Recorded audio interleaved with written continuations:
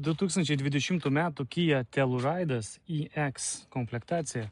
Žmonės irgi dažnai paprašo tokių variantų įdėti. Mušimas, pažiūrėkit, tu atgavęs į priekį, į šoną. Bet lonžeronai, balkis, radiatoriai, viskas yra sveika.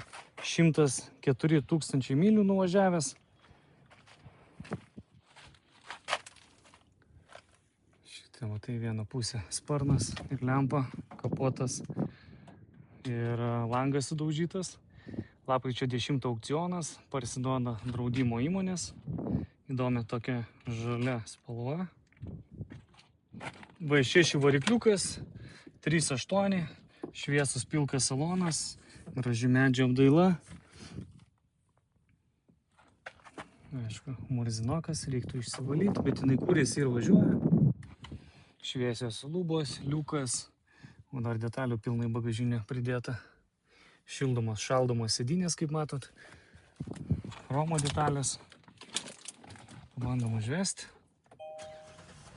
Neužsiveda be problemų. Varikliukas dirba gražiai.